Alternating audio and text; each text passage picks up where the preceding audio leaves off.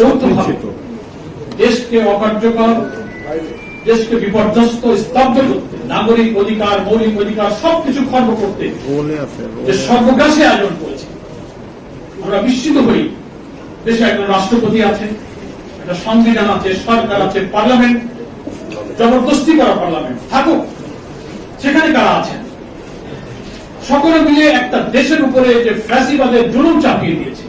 গাজী ভাইয়ের মতো নিরপরাধ নির্ভীক বীর মুক্তিযোদ্ধাকে অন্যায় অসত্য মামলায় জড়িয়ে তাকে 10 মাস কারারুদ্ধ করে রাখা হল। এত দাবি করা হচ্ছে সাংবাদিকদের পক্ষ থেকে, দেশবাসীর পক্ষ থেকে, ওনারা কর্ণপাত করছেন না। আমি যদি প্রশ্ন করি, কিছু হলেই রাষ্ট্রদ্রোহী, এমন আগে নেতৃবৃন্দাই বলে গেলেন, তো আমাদের দেশে দুর্ভাগ্য হচ্ছে যে রাষ্ট্র আর সরকারকে গুলিয়ে ফেলেছে। সরকারের বিরুদ্ধে কথা বললে রাষ্ট্রদ্রোহী। রাষ্ট্রের কি সংজ্ঞা, সরকারের কি সংজ্ঞা?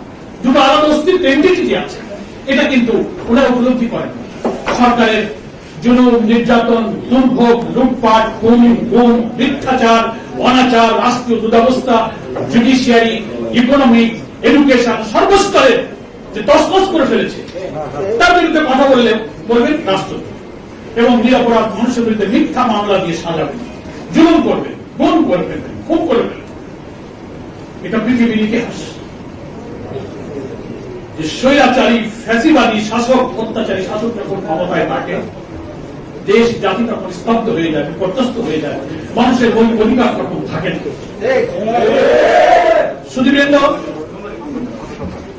জনগণের রুদ্র রোষ, অসন্তোষ, ক্ষোভ, চরম ব্যর্থতা যখন থাকতে পারে না, ফ্যাসিবাদের বৈশিষ্ট্যই হল ফ্যাসিবাদী শক্তির যখন কোনো আদর্শ থাকে না, আদর্শকে দিয়ে আদর্শ মোকাবেলা করতে পারে না, নৈতিকতার শক্তি যখন হারিয়ে ফেলে, যুক্তি যখন হারিয়ে যায়, তখন সন্ত্রাস, মিথ্যাচার, কালাকানুনের পথ তারা বেছে নেয়। এই সরকারের কোন আদর্শ নেই, যুক্তি নেই, নৈতিকতা নেই, কারণ জবরদস্তি করে লুটপাট করে ক্ষমতা এসে মানুষের অধিকার হরণ করেছে। কি কথা তারা বলবে, কি যুক্তি তারা দেখাবে? যে কারণে আজকে তাদের আছে হলো কালাকানুন। 18 সালে এপ্রিল মাসে এই digital security act, cyber act যা কিছু সংশোধন করে হয়েছে, এমন একটা পার্লামেন্টে তারা একটা পাস করলো যে পার্লামেন্টে অধিকাংশ আসনে কোন প্রার্থী ছিল না, কেন্দ্রগুলোতে বিড়াল আর কুকুর শুয়েছিল। সেই নির্বাচনের নামে বানানো সাজানো পার্লামেন্টে একটা কালাকানুন পাস করা হলো। বাংলাদেশের এডিটর্স কাউন্সিল, সমস্ত সাংবাদিক সমাজ, জনগণ, দেশবাসী প্রতিবাদ করলো। গোল টেবিল হলো, আলোচনা সভা হলো, বিক্ষোভ হলো, এখানে অনেক কালাকানুন করা হলো। কেন কালাকানুন করা হলো? রাষ্ট্রপতি দেখেন না, আপনি একজন বিজ্ঞ আইনজীবী, পার্লামেন্টের স্পিকার ছিলেন, বাংলাদেশের সংবিধানে আর্টিকেল 26 এ পরিষ্কার বলা হয়েছে, আপনি পড়ে দেখুন। সেখানে পরিষ্কার বলা হয়েছে যে মৌলিক অধিকারের সঙ্গে অসামঞ্জস্যপূর্ণ কোন আইন রাষ্ট্র তৈরি করতে পারবে না। আর্টিকেল 37, 38, 39 সেখানে সমাবেশ, সংগঠন, চিন্তাবাদ স্বাধীনতা মৌলিক অধিকারের মধ্যে অন্তর্ভুক্ত করা হয়েছে। আজকে সমাবেশ, কথা, চিন্তা, বক্তব্য, লেখনী দিলে আপনি রাষ্ট্রদ্রোহিতা বলবেন। এবং সেখানে বলা হয়েছে সংবিধানের আর্টিকেল 26 এ যে মানুষের মৌলিক অধিকারের সাথে সামঞ্জস্যপূর্ণ নয় এমন কোন আইন যদি কোথাও থাকে, সেটা বাতিল বলে গণ্য হবে। আজকে পার্লামেন্টে যে আইন করা হয়েছে, আমরা সেটাকে কালাকানুন বলি। এই ডিজিটাল সিকিউরিটি অ্যাক্টে 20টি ধারা আছে, তার 14টি ধারাই হচ্ছে জামিনের অযোগ্য। পুলিশকে ক্ষমতা দেওয়া হয়েছে যাকে ইচ্ছা পুলিশ গ্রেফতার করতে পারে। পুলিশ যদি মনে করে যে এই লোক অপরাধ ঘটাইতে পারে, পুলিশ তো ছাত্রলীগের ক্যাডার হয়ে গেছে এখন বেশিরভাগ। যদি মনে করেন লোকটা বিএনপি, জামাত, বিরোধী দল, অপোজিশন, তো উনি তো ভাবতেই পারেন যে মির্জা ফখরুল সাহেব প্রেস ক্লাবে আসছেন, যাচ্ছেন, উনি বোধহয় সামনে গিয়ে একটা আক্রমণ করতে পারেন গাড়ির উপরে। তো উনি মনে মনে ভাবলেন এগুলোর বিরুদ্ধে একটা মামলা দিয়ে দেবেন। এই ডিজিটাল সিকিউরিটি অ্যাক্ট পুলিশকে সেই এখতিয়ার অধিকার দিয়েছে। সেদিন আমি মনে করি রুহুল আমিন গাজীকে যে রাষ্ট্রদ্রোহী তার মামলা দেওয়া হয়েছে, এই আইন হচ্ছে কালাকানুন। এই আইন বাতিল করতে হবে। একটি দেশের আদালতে মৌলিক অধিকার হচ্ছে তার জামিন পাওয়ার অধিকার, অথচ তাকে জামিন দেওয়া হচ্ছে না। একটু আগে আমার বক্তারা বলেছেন, আমাদের কবি লাল টুপি শিকদার ভাই বলেছেন, মাদক, চোর, খুনি, গুন্ডারা বুক ফুলিয়ে ঘুরে বেড়াবে, আর নিরপরাধ সৎ মানুষগুলো তারা কারাবন্দী থাকবে। এটাই হচ্ছে বাংলাদেশের আজকে বাস্তব চিত্র। আমরা পরিষ্কার বলতে চাই, যুক্তিহীন, আদর্শহীন, নৈতিকতাহীন এই সরকারের পায়ের নিচে আসলে আলটিমেটলি কোনো মাটি নেই। সেজন্য প্রজাতন্ত্রের কর্মচারী, পুলিশ, র্যাব, যারা জনগণের খাজনা ট্যাক্সের পয়সায় লালিত পালিত হয়ে পাবলিককে সার্ভ করার জন্য যাদেরকে চাকরি দেওয়া হয়েছে, ওখানে তো আওয়ামী লীগের লোকদের পকেটের পয়সা দিয়ে বেতন দেওয়া হয় না, আমার খাজনা ট্যাক্সের পয়সায় পুলিশ র্যাবের বেতন হয়। তাদের রাইফেল বন্দুক গুলি আমার খাজনা ট্যাক্সের পয়সায় কেনা। অথচ আজকে বাংলাদেশের রাষ্ট্র ব্যবস্থা, সরকার ব্যবস্থা কি করেছে? তাদের সমস্ত অপকর্মে ব্যবহার করছে। মিথ্যা মামলা দিয়ে পুলিশের চরিত্র নষ্ট করে ফেলা হয়েছে। একদিকে ভোটাধিকার হরণ করে জনগণকে ভালো লোক নির্বাচনের ক্ষমতাকে স্তব্ধ করে দেওয়া হয়েছে। একটা মানুষ ভালো লোককে ভোট দিতে পারবে না, ভালো মন্দ থাকুক, কোন লোকের ভোটাধিকারই তো নেই। তারপর যদি ভোট হয় আগের রাত্রে বাক্স ভর্তি করে ফেলবে। অর্থ গুলি পুলিশ ওসিদেরকে কাজে লাগিয়ে তার ভোটাধিকার হরণ করবে। ফলে একটি জাতির সবচেয়ে বড় সর্বনাশ হলো সেই দেশের নাগরিককে যখন সব নেতৃত্ব নির্বাচনের ক্ষমতাকে হরণ করা হয়, সেই জাতির সামনে আর কোনো ভবিষ্যৎ থাকে না। এই সরকার সেই সর্বনাশটা করেছে। জাতিকে যোগ্য নেতা নির্বাচনের অধিকার থেকে সতর্ক করা হয়েছে। আর পুলিশ, র্যাব, প্রশাসনের সমস্ত জায়গায় যাদেরকে বসানো হয়েছে, তাদের সমস্ত অপরাধ, অন্যায় কাজে এই সরকার এবং রাষ্ট্র তাদেরকে কিন্তু কাজে লাগাচ্ছে। কি বলেন, ঠিক কিনা? আমি যখন কারাবন্দী ছিলাম, প্রায় 5 বছর জেল কেটেছি, আমার অনেক বড় বড় অফিসারের সাথে কথা হয়েছে। 36 দিন আমি রিমান্ডে ছিলাম। বাংলাদেশের বড় বড় পুলিশ অফিসারের সাথে কথা হয়েছে। আমি প্রশ্ন করেছি, বলুন আপনারা আমার বিরুদ্ধে 30টা মামলা আপনারা দিয়েছেন, এরকম বাংলাদেশের হাজার হাজার লক্ষ রাজনৈতিক কর্মীর মামলা দিয়েছেন, এজাহারে বর্ণিত প্রত্যেকটি রাজনৈতিক কর্মীর নামে যে মামলা দিয়েছেন, এজাহারের প্রত্যেকটি লাইন হচ্ছে মিথ্যা। পুলিশ বাদী হয়ে এই মামলা যে আপনাদের কি করালো? আপনাদের বিবেক নাই? আমি কারাগারে আমার নামে মামলা দেওয়া হলো যে আমি সাধারণ করে বোমা মেরেছি। আমি কোর্টে এসে বললাম আমি এই মামলা থেকে অব্যাহতি চাই। আমি খুলনা জেল গেট থেকে আমার জামিন হয়েছে প্রথম 10 সালে, বেরোচ্ছি জেল গেট থেকে ডিবি এসে আমাকে নিয়ে গেল। তারপর দিন শুনি যে একটা মামলা হয়েছে যে আমি নাকি জেল গেট থেকে বেরিয়ে রিক্সা লাগিয়েছি। পুলিশের উপরে হামলা করেছি, 2 দিন দেরি হয়েছে মামলাটা দায়ের করতে। অথচ আমাকে গেট থেকে নিয়ে ডিবি অফিসে গিয়ে রমজান মাসে ইফতার লাগে আমাকে নিয়ে যাওয়া হলো। আমার স্ত্রী, সন্তান, আমার জামাইরা জেল গেটে রিসিভ করতে আসলো, তাদেরকে ধরে নিয়ে চলে যাওয়া হলো, সেই মামলাও দেওয়া হলো। তাহলে পুলিশ বাদী। প্রধানমন্ত্রী, রাষ্ট্রপতি আপনি দেখেন না যে আপনি প্রজাতন্ত্রের কর্মচারীকে দিয়ে মিথ্যা মামলা করাচ্ছেন? রুহুল আমিন গাজী কি রাষ্ট্রদ্রোহিতা করেছে? পুলিশ বাদীরা আপনি যে মামলা দিলেন, আমি তো চ্যালেঞ্জ করেছি জুডিশিয়াল ইনকোয়ারি করা হোক। রুহুল আমিন গাজীর এজাহারে বর্ণিত প্রত্যেকটি লাইন হচ্ছে মিথ্যা এবং অসত্য। সমস্ত পলিটিক্যাল মামলা, আজকে গায়েবী মামলা, জেলে থাকতে মামলা, জাতীয় নেতৃবৃন্দের নামে গাড়ি পড়ানোর মামলা, ট্রাক আটকানোর মামলা, এই মামলার অন্তত 99% এজাহার হচ্ছে মিথ্যা, ভুল, অসত্য। মাননীয় প্রধানমন্ত্রীকে শ্রদ্ধা রেখে বলি, যেভাবেই হোক আপনি দেশের প্রধানমন্ত্রী হয়ে গেছেন, কিন্তু আপনিও মিথ্যা কথা বলেন। যে দেশের সরকার প্রধান মিথ্যা কথা বলে, সেই দেশে কখনো আল্লাহ রহমত হয়। তার অনেক প্রমাণে জাতির কাছে আছে। আপনি পুলিশ বাহিনীকে অপব্যবহার করছেন, মিথ্যা শিখাচ্ছেন, সুস্থ নাগরিকদেরকে মিথ্যা মামলা দিয়ে কারারুদ্ধ করতে শিখাচ্ছেন। আপনি ক্ষমতা থেকে একদিন চলে যাবেন, কিন্তু এদেরকে আপনি যা শিখিয়ে গেলেন, এদের করুণ পরিণতি আপনাদেরকে কিন্তু ভোগ করতে হবে। অনেক পুলিশ অফিসাররা রিমান্ডে আমাকে বলেছে, স্যার আপনারা যখন বাইরে যাবেন, সমাজ যখন পরিবর্তন হবে, কিছু মনে করবেন না, আপনাদেরকে অনুরোধ করি আমাদেরকে ধরে জেলে দেবেন না তো। দরকারে আমরা এই সার্ভিস শেষ করে আমি লন্ডনে যাবো, ব্যারিস্টারি করবো। বড় বড় সিনিয়র লেভেল নাম বলার দরকার নেই।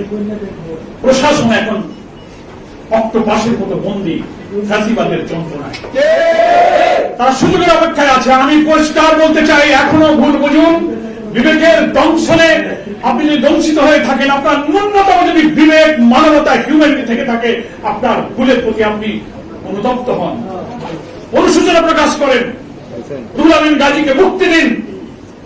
আপনি রাজনৈতিক দলের অফিস খুলতে দেবেন না, মিটিং করতে দেবেন না। আর্টিকেল 37, 38, 39-এ সমাবেশ, মিটিং, মিছিল, চিন্তার স্বাধীনতার ইখতিয়ার আমাকে সংবিধান দিয়েছে।